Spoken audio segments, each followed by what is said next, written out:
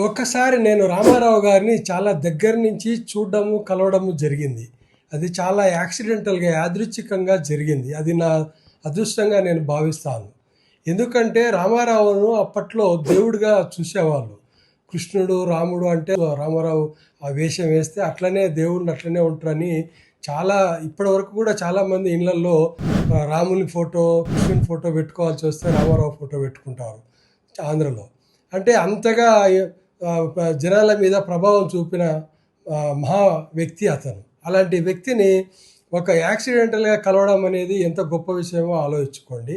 అది ఎలా జరిగింది, ఎప్పుడు జరిగింది అంటే, నేను 1982లో అప్పుడు రామారావు గారు అప్పుడే పార్టీ పెట్టిండు, తెలుగుదేశం పార్టీ. ఆయన మార్చిలో తెలుగుదేశం పార్టీ పెడితే ఏప్రిల్లో విప్లవ శంఖం అని సినిమా రిలీజ్ అయింది. మాధవ రంగారావు గారు హీరో. అప్పట్లో విప్లవ శంఖం అంటే అది కమ్యూనిస్టు భావాలతోటి వచ్చిన సినిమా. అది అప్పట్లో మేము చిన్న వయసు కాబట్టి వాటికి కొంచెం ఆకర్షితులం అయ్యేవాళ్ళము. ఎర్రమల్లెలు, విప్లవ శంఖం అని ఆ సినిమాలు బాగా చూసేవాళ్ళం కూడా. ఆ విప్లవ శంఖం సినిమా చూడడం కోసం నేను సంధ్య థియేటర్కి వెళ్ళాను. వెళ్తే నాకు 11 గంటల ఆట సినిమా టికెట్ దొరకలేదు.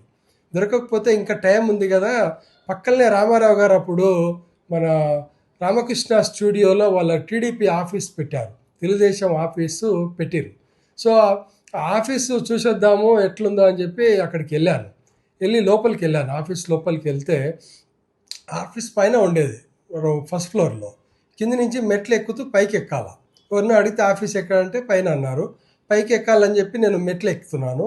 2-3 మెట్లు ఎక్కాను నేను పైకి. తర్వాత ఒకసారి తల లేపేందుకు పైకి చూస్తే రామారావు గారు కిందికి దిగుతున్నారు. ఆయన 3 మెట్లు కిందికి దిగిండు, నేను ఒక 3 మెట్లు ఎక్కాను. నాకు అప్పుడు సడన్గా ఏం చేయాలి అర్థం కాక సడన్గా నమస్తే పెట్టడం అలవాటు కదా, నమస్తే అని నమస్తే పెట్టాను. పెట్టగానే ఆయన సడన్గా 2 చేతులు ఇట్లా దండం పెట్టి బాగున్నారా అని అడిగాను. నాకు అసలు ఆశ్చర్యం వేసింది. నాకేం చేయాలో అర్థం కాలేదు. బాగున్నాను సార్ అన్నాను. నేను పైకి ఎక్కాను, ఆయన కిందికి దిగాడు యాజ్ ఇట్ ఈస్గా. నేను ఎక్కి ఒక అడుగు ఆయనకు పైకి ఎక్కిన తర్వాత ఇలా చూస్తే అతని మెడ ఇంతలా ఉంది. అసలు ఈ మెడ, ఈ తల ఒకటే మాదిరిగా కనిపించినాయి నాకు. అంత పెద్ద మెడ ఆయనది, ఒక ఆజాన్ భావుడు. అటువంటి వ్యక్తిని కలవడం అనేది నాకు చాలా గొప్ప విషయంగా భావిస్తున్నాను. ఎందుకంటే నా పేరు వెనకాల కూడా అతని ప్రభావం ఉంది. అది కూడా ఒక విషయమే. ఎందుకంటే అప్పట్లో 60లలో పుట్టిన వాళ్ళకి చాలామందికి, దాదాపుగా 10-12% మందికి శ్రీనివాస్ అని పేరు పెట్టేవాళ్ళు. ఎందుకో తెలుసా మీకు? ఆ రహస్యం ఏంటంటే, అప్పుడు ఎన్టీ రామారావు గారు వెంకటేశ్వర మహాత్యం అని ఒక సినిమా రిలీజ్ అయింది. అది అప్పట్లో సూపర్ డూపర్ హిట్.